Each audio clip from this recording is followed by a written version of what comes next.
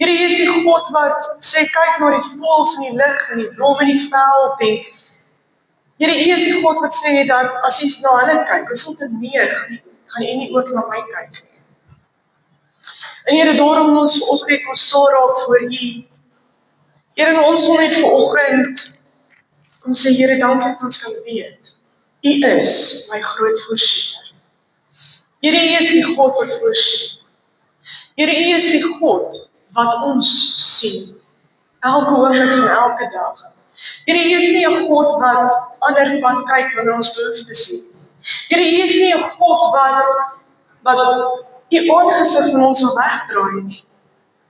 Here, U is 'n God wat ons bewaar dag en nag. Here, bedags sal die son ons steek nie en snags sal die maan ons nie kwaad doen nie.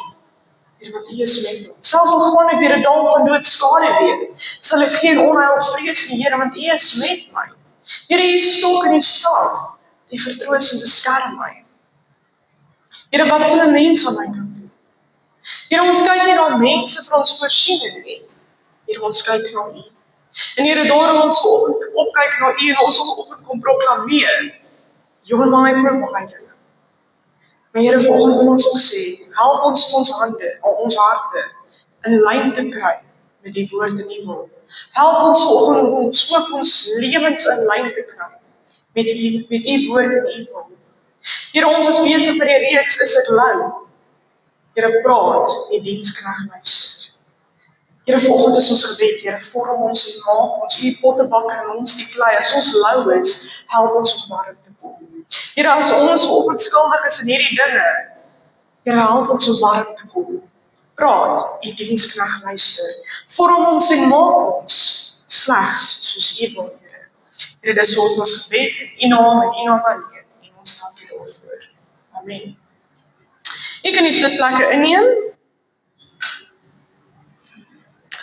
Okay, so tegnologie het my nou vanoggend bitter lelik in die steek gelaat. So, en dit is my so ironies, my hele bediening deur, en dit merk nou hierdie jaar, merk ek 16 jaar, believe it or not, en dit is fisies my hele lewe, dis fisies my hele lewe, het ek altyd gesê, tegnologie op die kansel, ek nooit nie.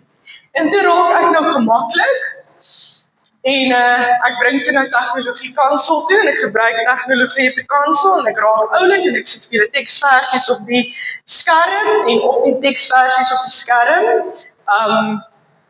sit ek nou notaatjies vir myself ook, subtiel wat ek kan sien, en ja, so om alles nou te kroon, te doen tegnologie nou vanoggend, wat ek al vir 16 jaar gevrees het tegnologie gaan doen, en byt my vanoggend in die agterend. So, verskoning, maar daar is nou nie vanoggend teksverse op die skerm nie, so ek hoop julle het julle Bybel saamgebring. Het julle julle Bybels hier? Wie se Bybel is hier so? Nou sien ons wie bederf geraak, en so nou sien ons wie lekker bederf geraak, né? Want toe maar ek is net so skuldig, en dis my baie interessant, ek lees nou nog 'n baie komiese ding, en die ou sê, die pastoor sê, weet wat, daar was daar 'n stadium gewees, net voordat die rekenaar uitgekom het, wat hulle gepreek het, die rekenaar is die duiwel, en dit is die wat, en almal het dit toe die eerste, net voor die eerste rekenaar uit, toe die eerste rekenaar uitgekom het, toe preek almal teen die rekenaar. Toe is die rekenaar die grootste ewel, en wat, vandag staan ons met daai ewel op die kansel. En vanoggend toe ek nou my goedertjies agter mekaar moes gekry het, wat die rekenaar nou lieflik opgeneem het, toe dink ek, ja, nou verstaan ek hoekom hulle gesê het, die rekenaar is die ewel. Goed, nou vanoggend net so ter agtergrond, vat ek julle nou Openbaring 3 vers 15 tot 16. Nou, ons is van, nie verlede week het ons die doopdiens gehad. Die week voor verlede week het ons begin met 'n reeks, is ek lou? Nou, ons lees in die woord van, jy kry warm en jy kry koud en jy kry lou, en die Here sê, was jy maar tog warm, was jy koud, wanneer jy lou, so spieg ek jou uit. So ons gaan vanoggend 'n bietjie verder gesels. Net ter agtergrond vat ek jou vanoggend weer na Openbaring 3 vers 15 tot 16. Nou vir die wat nie weet nie, Openbaring is die heel laaste boek in jou Bybel. Openbaring 3 vers 15 tot 16. As jy met sê vir my amen. Het julle hom? Wie soek nog? Hy's heel agter. Heel agter. O ja, dan moet jy hom maar terugvat waar jy hom gekoop het. Jy het 'n halwe een gekoop. Wie se Bybel het die Openbaring in nie? Almal se Bybel se Openbaring in? Dankie tog. Okay, het almal Openbaring? Vanoggend gaan julle blaai, mense. Vanoggend gaan julle blaai. Goed, Openbaring 3 vers 15 tot 16. En hy sê hierso by my, ek ken jou handel en wandel, ek weet dat jy nie koud of warm is nie. Was jy tog maar net koud of warm, omdat jy so lou warm is, nie warm nie en ook nie koud nie, is ek op die punt dat ek jou uit my mond uitspoel. Nou hierdie is nou klink nou so 'n bietjie praat, hierdie is 'n meer vrye vertaling, kom ek stel dit so, dis hoekom dit so 'n bietjie anders klink. Hierdie is 'n meer vrye vertaling, nou jy kry jou gewone oorspronklik of jou gewone tradisionele vertalings, wat vertaal is direk uit die oorspronklike tale, Grieks, Hebreëus en Latyn, en dan kry jy jou meer vrye vertalings, en dan kry jy jou met gewone baie vrye vertalings. So hierdie is so 'n middelvertaling. As jy nou praat van die middelvertaling, kyk jy nou so die 83 en so, en dan nou, hierdie is 'n baie vrye vertaling, hierdie is 'n nuwe lewende vertaling. So hy is baie ons Afrikaanse vlak geskryf. So hy is op 'n vlak geskryf wat ek kan verstaan, ek sukkel met hoe Afrikaans. Goed, so hierso sê hy, omdat jy so lou warm is, nie warm nie en ook nie koud nie, is ek op die punt om jou uit my mond uit te spoeg. Ek dink dit is, en so vir die laaste keer toe ons hieroor gesels het, ons gesê, of het ek vir julle gesê, dit is seker vir my die mees vreesaanjaendste teksgedeelte wat daar is. As daar een teksvers is wat my bang maak, is dit hierdie een. As daar een teksvers is wat my koue rillings gee, is dit hierdie een. Ek weet jy is nie koud nie en ek weet jy is nie warm nie, maar nou dat jy lou is, spoeg ek jou uit. Was jy tog maar koud, was jy tog maar warm. En dis vir my verskriklik, want in daai frase lees ek die volgende. Lees ek tussen die lyne. Weet wat? Voordat jy lou is, kies ek dat jy liewer koud is. En dis vir my,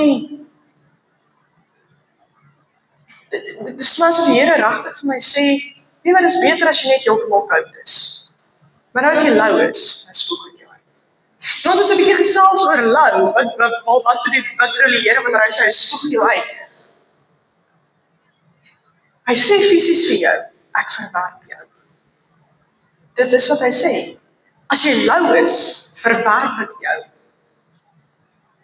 En dis vir my verskriklik. Was jy tog maar koud, was jy warm. En nou dat jy lou is, dan verwerp ek jou. Spieg ek jou uit. Ek skuif jou een kant toe. Ek verwerp jou. En ons het laas keer toe gesê ek vir julle, hoe weet jy wanneer jy warm of kom ons staan so, hoe weet ek is lou? Hoe weet ek is lou? Wat is 'n lou Christen? Ek het julle so 'n bietjie kans gegee. Kom ons kyk, kom ons dit so 'n bietjie julle geheue. Wat is 'n lou Christen? Of moet ek nie hierdie tyd van die jaar kan ek met julle geheue nie? Wie wil 'n kans vat? Wat is 'n lou Christen? Wat het ons die laaste keer alles gesê? Wat is 'n lou Christen? Hoe lyk 'n lou Christen? Hoe lyk my lewe as ek lou is? Okay, 100%. Ek wil met die een voet in die wêreld staan en die ander voet wil ek staan in die dinge van die Here. Dit werk nie so nie. Ek kan nie die wêreld dien en vir God dien nie. Die woord sê ons dien 'n jaloerse God. En dit is verskriklik. Ons dien dit klink erg, maar hoor gou, die Here sê ek is 'n jaloerse God. Beteken is alles vir God of niks vir God nie. Maar moenie met jou een voet in die wêreld en jou ander voet in die dinge van die Here wil staan nie. Dit is hoe 'n lou Christen lyk. Ons het 'n bietjie gesels oor tekens van 'n lou Christen. Kom ons kyk as ons die eerste een behandel.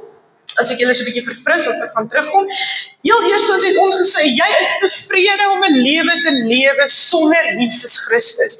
Jy is 100% okay daarmee om 'n lewe te lewe waar jy stilte tyd skiet. Jy is 100% okay daarmee om 'n gebedlose lewe te leef. Dit pla jou nie. Jy's content is die Engelse woord. Jy's tevrede. Jy het vrede daarmee om nie stilte tyd te hê. Jy het vrede daarmee om nie 'n intieme wandel met die Here te hê elke dag nie. Jy is 100% okay daarmee om nie op 'n daaglikse basis en eintlik maar 'n hele dagse basis, 'n 1-tot-1 ontmoeting met die Here te hê nie. Met ander woorde, jy's okay daarmee om so 'n Christelike lewe te lewe. In retrospek kan ons amper sê, as ons kyk na hierdie eerste ene, om 'n lou Christen te wees, is om te staan onder die titel van ek is 'n Christen, maar jy's nie 'n kind van God nie. Want nou ons het 'n ruk terug, 'n hele rukkie terug, het ons gesels oor, is jy 'n Christen, of is jy 'n kind van God? Want ongelukkig is dit 'n feit, dat in baie gevalle is dit nie dieselfde ding nie. In baie gevalle staan mense onder die titel Christen, maar ek leef nie 'n lewe wat getuig van my verhouding met die Here nie. Ek leef nie 'n lewe wat sê dat God my pa is nie. Ek leef nie 'n lewe wat sê dat ek vir God dien nie. So nommer 1, ek is tevrede om 'n lewe te lewe sonder Christus. Ek is tevrede daarmee om bitter min in die huis van die Here te kom en daarmee trap ek nie op toe en hoor my uit. Ek verstaan life happens en mense raak siek, mense werk, ek verstaan dit. Maar wat ek meen is, die woord sê moenie die onderlinge byeenkomste misloop nie. En hy sê dit vir 'n rede. As ons die onderlinge byeenkomste misloop, mense, dan is jy regtig alleen in 'n wêreld daar buite en om 'n pad met die Here te stap kan 'n baie eensame pad wees. Daarom het ons medekinders van die Here nodig. Ons is hier om mekaar se laste te dra, om mekaar se hande omhoog te hou, vir mekaar ingetree met gebed en soos ons verlede week by die doop gesê het, ons is hier om seker te maak ons bly in liefde en in lering op die regte pad. Ons is hier om mekaar in liefde, heel eerstens in liefde, tweedens in lering op die regte pad te hou. So dis ons as mede-Christene se werk, dat as ons sien, jy is besig om droog te maak, nie te gaan en vir jou sê, kom ons kyk vir 'n bietjie, kom ons herbereken gou 'n bietjie jou roete. In liefde, dis net nie in liefde kan nie, dan los jy dit. So, is tevrede om nie 'n lewe te lewe sonder dit en dit pla jou nie. Goed, nommer 2, en ek dink hierdie is al einde, onthou ons het gesê, nommer 2, jy ignoreer lering en vermaaning. Met ander woorde, jy ignoreer lering en vermaaning. Jy weet, ek weet wat sê die woord van 1, 2 en 3. Ek weet wat sê God se woord van die dinge waarmee ek myself besig hou. Maar nog steeds ignoreer ek dit en ek doen dit nog steeds en ek is 100% okay daarmee. Ek is 100% fyn daarmee, dit pla my nie, ek slaap rustig. Ek is in elk geval vergewe, ek kan ons doen wat ek wil doen.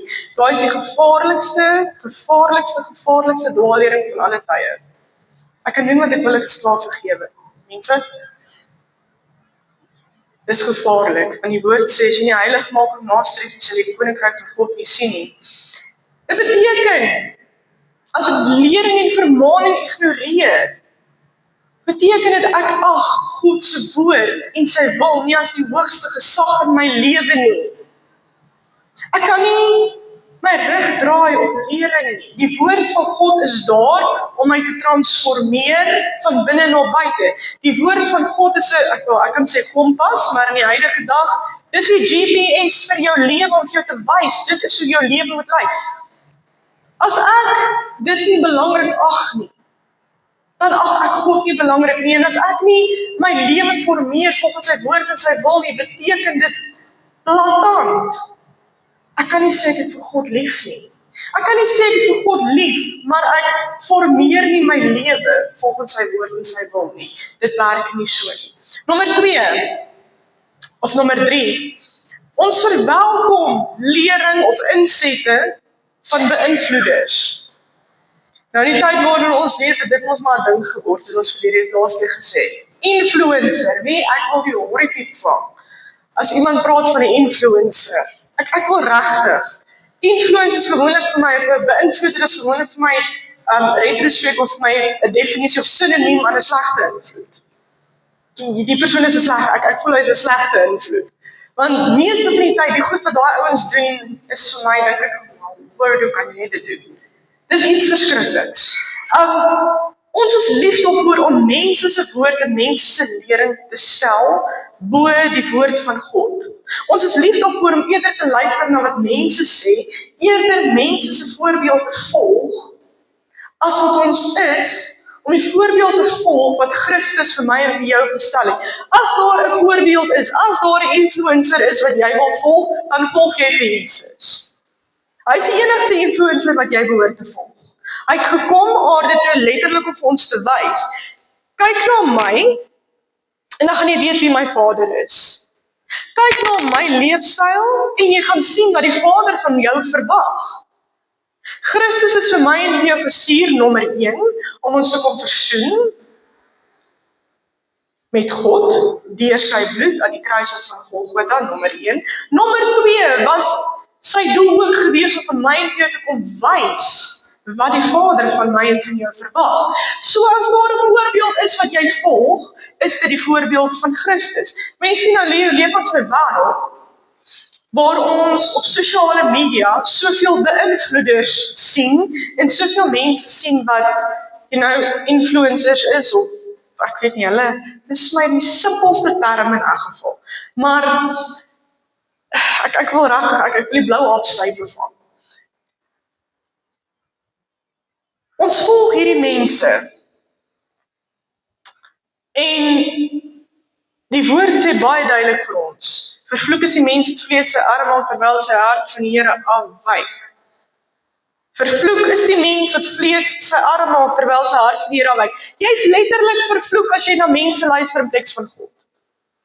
Die woord, as die Bybel sê vervloek, die woordjie vervloek gebruik, is dit 'n baie harde term. In Bybelse konteks is die woordjie vervloek, of Engels cursed, is 'n bitter, harde, kras, term in Bybelse konteks. Vir my en vir jou in die hedendaagse dag tot dag lewe, ons manier van praat, 'n dialek, is dit, wel daar's baie erger dinge wat jy vir iemand kan sê. Maar in Bybelse konteks is dit bitter harde woord, wat nie sommer net maklik gebruik word nie. So hy sê letterlik, en ons bittermin plekke waar die woord sê jy's vervloek, maar hierdie is die een waar hy sê, vervloek is die mens wat vlees sy arm maak terwyl sy hart van die Here afwyk. Dis hard. So met ander woorde wat hy vir jou sê, as jy mense volg in plek van God, is jy baie diep in moeilikheid. As jy mense volg in plek van God, is jy vervloek.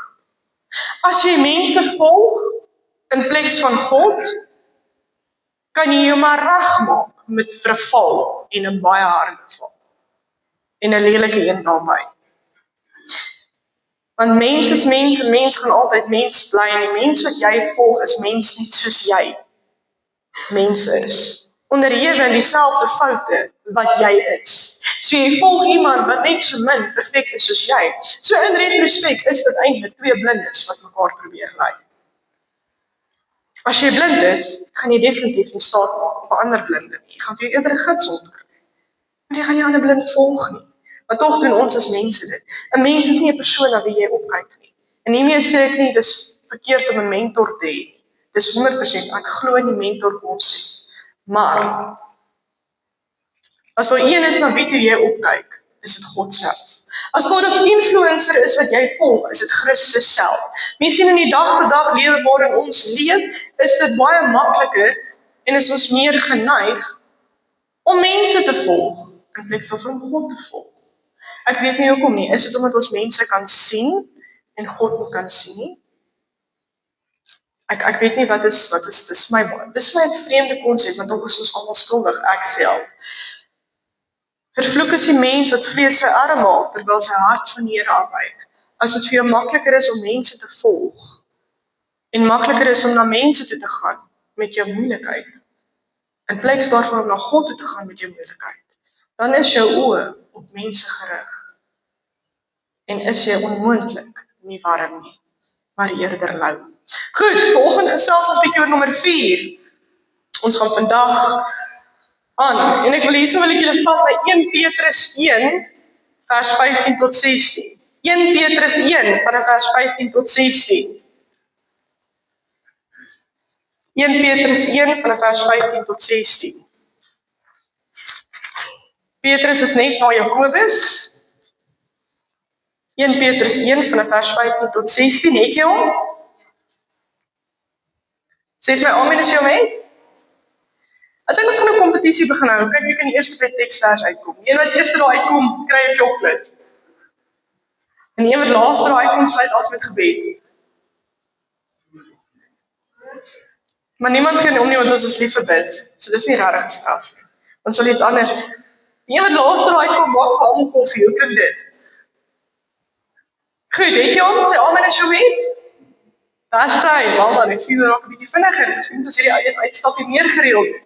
1 Petrus 1 van vers 15 tot 16. Soos hy wat vir julle geroep het, heilig is, moet julle in julle hele lewenswandel ook heilig wees. Hy het immers self gesê, wees heilig, want ek is heilig. Net tot sover. Goed, wat beteken dit om heilig te wees? Goed, wel dan. Kom ons probeer nog ene. Daar is reg.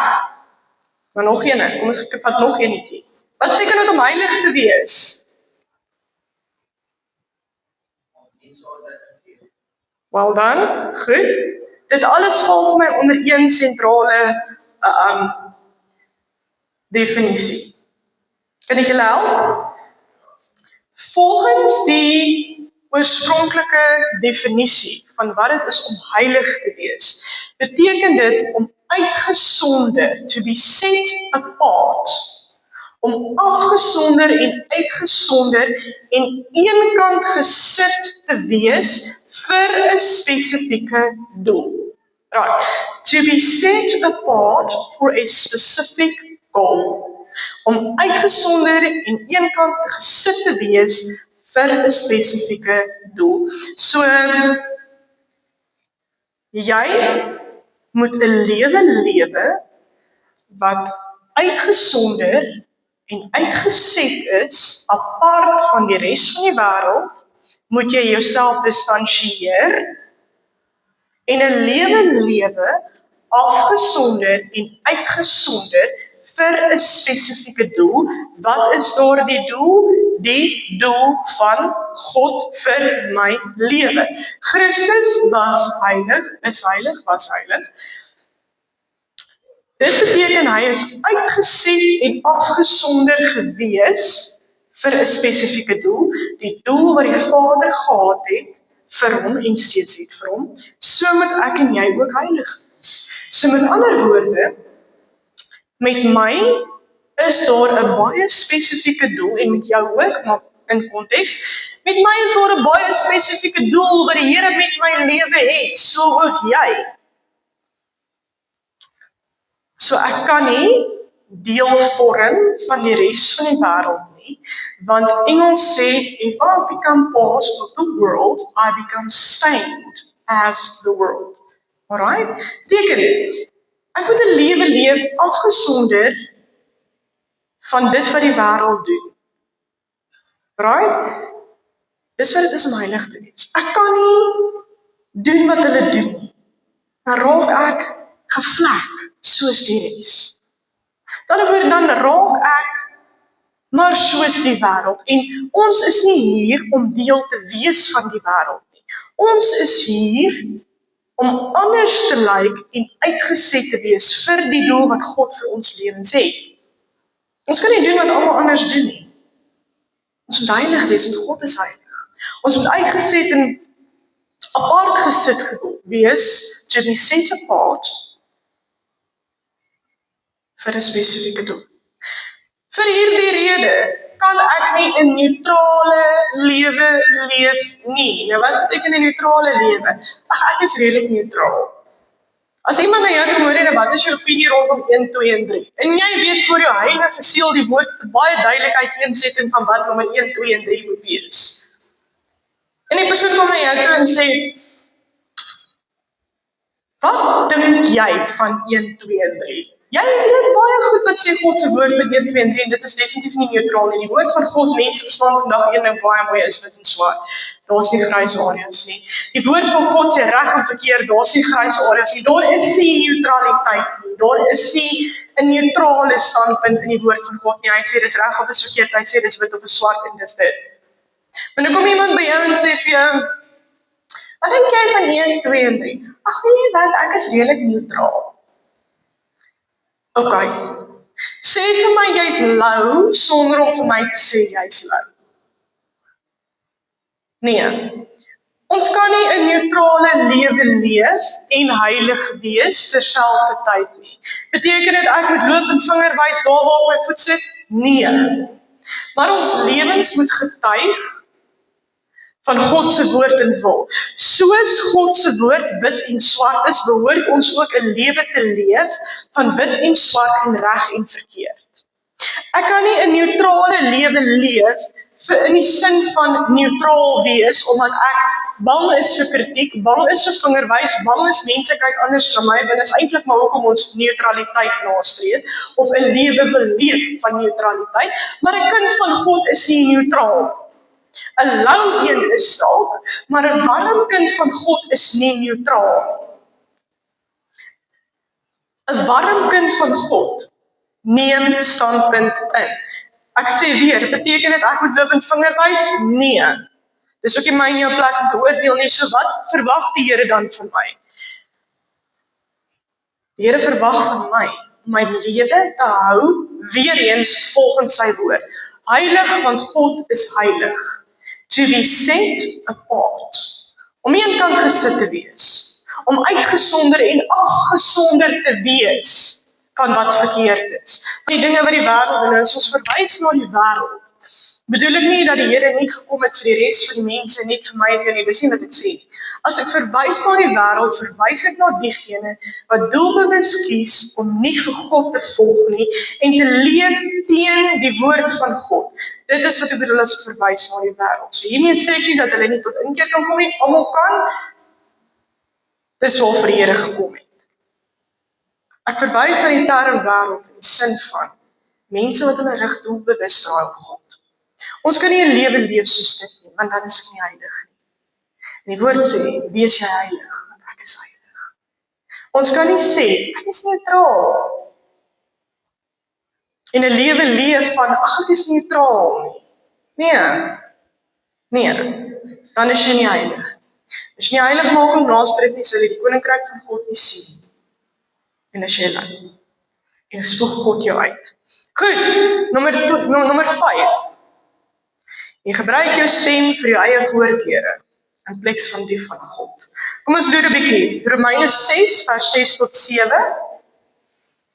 Romeine 6 vers 6 tot 7. Waar is julle Bybels? Romeine 6 vers 6 tot 7. Romeine is net na Handelinge.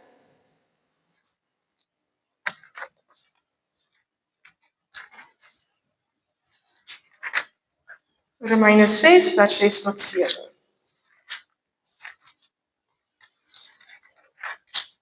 Wie van julle se Bybels het nie tabs in nie? Wie van julle se Bybels het nie tabs in nie? Okay, kan ek jou goeie raad gee? Gou vinnig. En ek wil nou nie, ek is nou nie 'n ambassadeur of 'n bemarker of 'n ding, maar kom ek gee vir jou raad.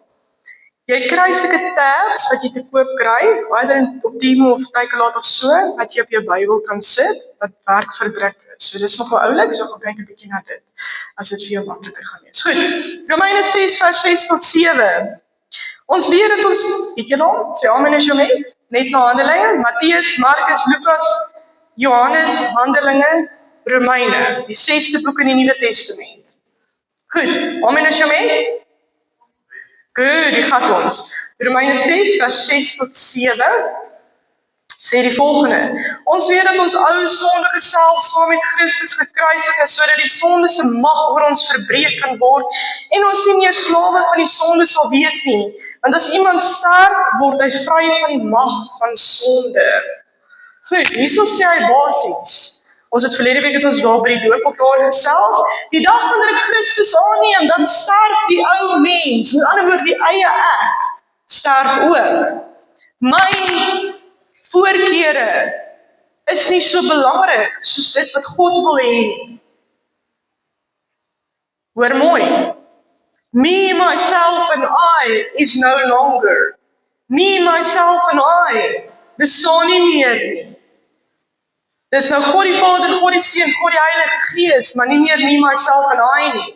Mense, nie is die ding. Die wêreld leer ons me, myself and I. Me first. Me, myself and I. Nie God die Vader, God die Seun, God die Heilige Gees nie. Dis hartseer dat in die tyd waarin ons lewe, God die Vader, God die Seun, God die Heilige Gees, die heilige drie-eenheid, enige God, moet plek gemaak het. Een kant toe geskuif geword word, een kant toe geskuif word vir me, myself and I. Ons is baie luidrigtig met ons stem en ons bravade in dit wat ons wil hê en dit wat ons nodig het. En me, myself and I en ek. Dis my altyd verskriklik interessant. As jy baie met mense werk, partykeer leer ou 'n bietjie dieper te luister. Hoeveel keer hoor jy in 'n gesprek ek. Dink ek, okay. Ek.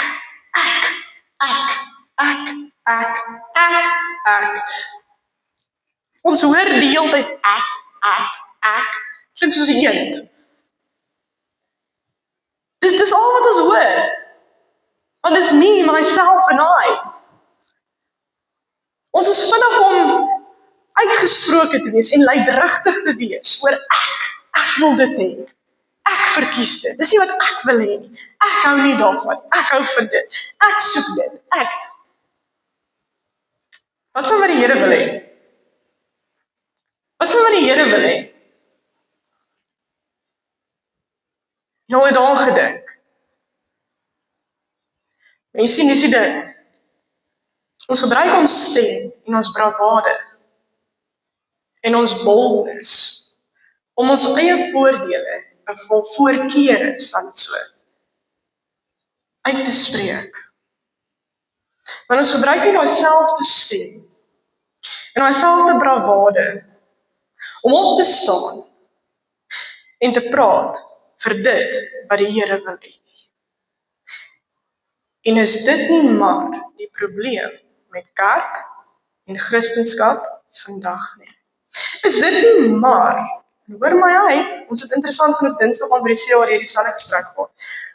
Is dit nie hoekom Christendom, en skies ek gebruik nou Christendom, weet ons het net dat ons gedefinieer tussen 'n kind Christen en 'n kind van God. As ek nou praat van Christendom, praat ek van ons geloof, wat volgens my nie regtig 'n geloof is nie, maar 'n verhouding is met die enigste ware lewende God. Maar goed, in konteks al vir hierdie huidige verduideliking, kom ons gebruik dit nou. Is dit nie maar hoekom Christendom so maklik gedisrespekteer word? Omdat ons nie opstaan vir dit wat ons glo nie. Ons staan op vir alles anders. Ons is vreeslik uitgesproke oor alles anders. Maar wanneer kom by die dinge van die Here, bly ons stil. Ek sê dit met respek, en ek verstaan vir my, ek is nie 'n persoon wat, ek is nie iemand wat graag neerkyk, ek kyk nie neer op ander mense nie, maar ek wil dit tog gebruik as 'n voorbeeld. Kom ons vat vir argumentsonthulwe 'n moslim. Die Here kan hom ook red, right? Maar vir hierdie konteks is hy 'n moslim. Goed. Niemand gaan durf waag sy God se naam, God in aanhalingstekens, ydelik gebruik nie. Hoekom ons God? Hoekom word ons God se naam disrespekvol en ydelik gebruik. Niemand gaan durf waag inmeng met sy gebedstyd, ek weet nie, tussen 1 en 2, 2 en 3, I don't know. Vrydag, wherever, I don't know. Ek weet nie, hulle het vreeslike vasgestelde gebedstyd. Die ou hierbo skree elke oggend klokslag 5 uur, toe ons net hier ingetrek het, is dit vreeslik. Nou hoor ons hom nie eers meer. Hy is nog steeds daar, maar dit is nou soos white noise. Maar in elk geval, niemand gaan durf waag vir hom sê, hey, dis 5 uur, shut up nie. Want hulle respekteer sy geloof. Hoekom word die kerk stil gemaak? Meer spesifiek, hoekom laat ons dit toe? Hoekom laat ons toe? Hulle is vinnig. Mense, waar ons sal oorlog gaan verg vir hulle geloof. Grootste deel van die oorlog in die Midde-Ooste gaan oor geloofsoortuigings. Believe you me. Dit gaan oor geloof. Hulle is bereid om oorlog te verg vir hulle geloof. En hulle dien 'n dooie God. Een wat nie eens bestaan nie. Ek en jy het nie eers ek wil sê die ruggraat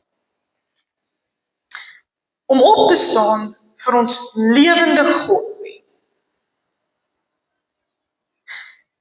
Die wêreld kan tot stilstaan en die wêreld kan vergaan. Jy sal nie inmeng met daai ou se bid uit nie.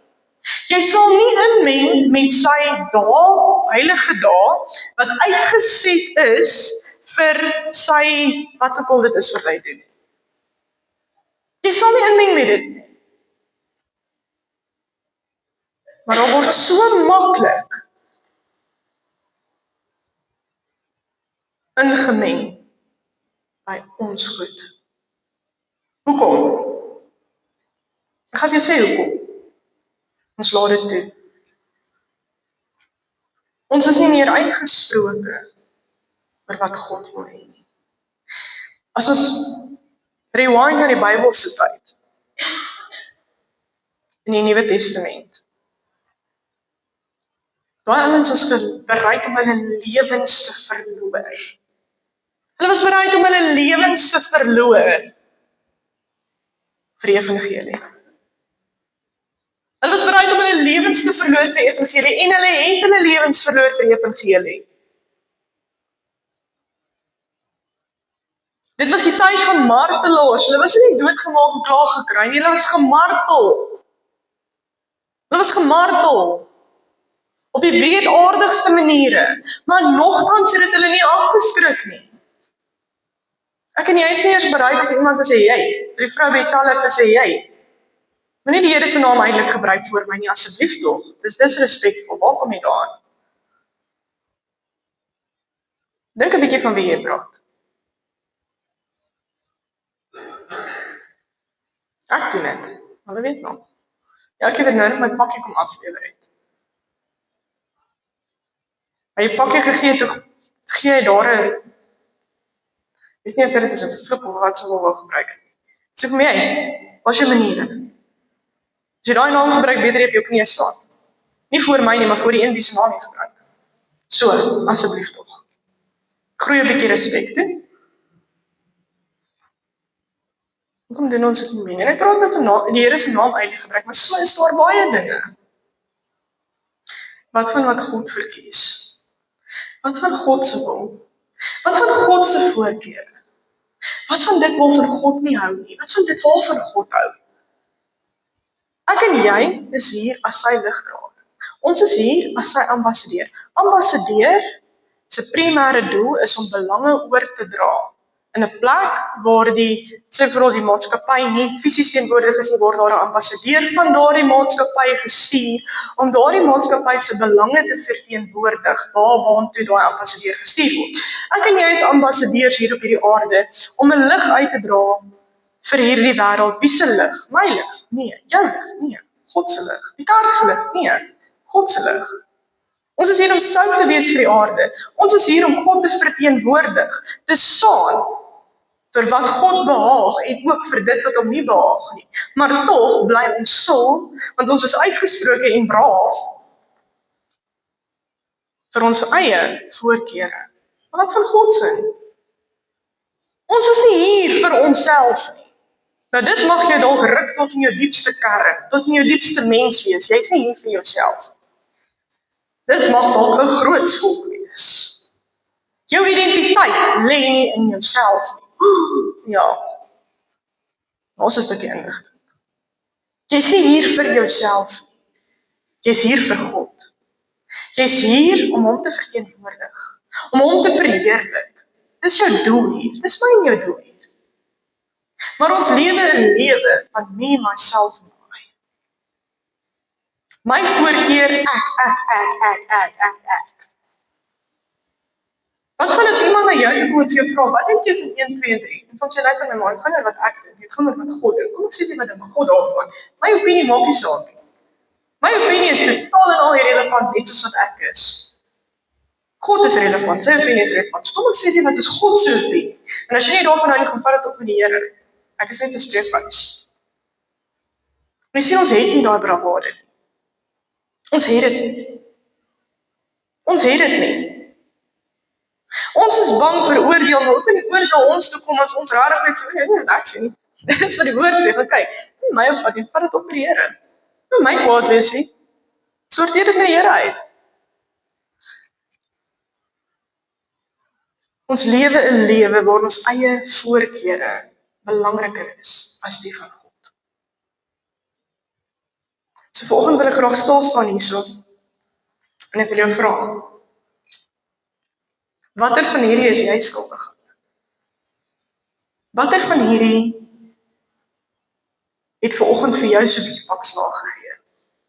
Ek weet baie van dit het vir my al. Ek weet ek is skuldig aan van hierdie goed. En jy sien die woord van God sê, dis alles of niks.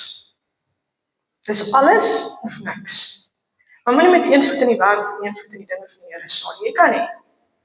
As jy getroud is, verwag jy jou man of jou vrou maar net oor hier vir jou. Jy gaan nie daarvan hou as daar 'n tweede of 'n derde party is. En dis dieselfde met God. God is 'n jaloerse God. Jy's alles vir hom of niks. En hy sê as jy lou is, spieg hy jou uit. Wat as ons die dag voor God kom en hy sê vir jou, was jy tog koud, was jy tog warm. Jy was lou, so ek spieg jou uit. Ek verwerp jou. Ek stoot jou weg. Dis harde woorde. Die dag wanneer ek voor God kom, wil ek nie daai woorde hoor nie. Ek weet nie van jou nie. Dis my erg genoeg om dit te lees, ek wil dit definitief nie hoor van God se kant af nie. Ek wil nie eendag voor die Here staan en hoor, was jy tog warm, was jy tog koud. Wanneer jy lou is, dan spoeg ek jou uit nie. Die woorde wat ek eerder wil hoor, is die volgende: welgedaan, goeie getroue diensknegt, en jou het ek welbehaag. Dis wat ek wil hoor. As ek nie wat jy wil hoor nie. En jy sien hoe dit is die wonderlike ding. Die woord van God is daar om ons te leer. So as jy hierdie goed hoor vanoggend en jy voel skuldig, is dit nie hieroor of daaroor nie. Dis maar die Heilige Gees jou oortuig. Ek is nie hier om jou te oortuig nie, ek is hier om die woord van God oor te dra. Radikaal, brutaal soos wat dit is. Die harde woord van God, suiwer, wit en swart, sonder met af te stom, sonder grys areas, sonder om dit mooi te maak. Sonder om by te voeg en weg te vat, maar dit is wat die woord van God vanoggend vir my en vir jou sê, is die volgende. Watter van hierdie, ons is nou by 5 goed wat ons sal oorgesels, ek wil bly nog 2 hoor. Dit gaan ons aanskryf vir volgende week. Watter van hierdie dinge is jy skuldig aan? Watter van hierdie goed kort 'n bietjie werk in jou lewe? En ons is almal mens. Almal van ons is ten minste skuldig aan van hierdie goed. En dalk in 'n mate en alles. Ons is almal mens. Die wonderlike ding is dit volgend. Ons het tyd om reg te maak. Ons het tyd om daar waar daar fout is, het ons vanoggend nog tyd om dit reg te maak. So kom ons maak dit reg. Kom ons sorteer dit uit. Kom ons hanteer dit. Dit is hanteerbaar. Die wonderlike ding van hierdie lewe is ons bitter min dinge wat nie uitgesorteer kan word. Ons bitter min dinge wat nie reggemaak kan word. En dis dieselfde met die dinge van die Here.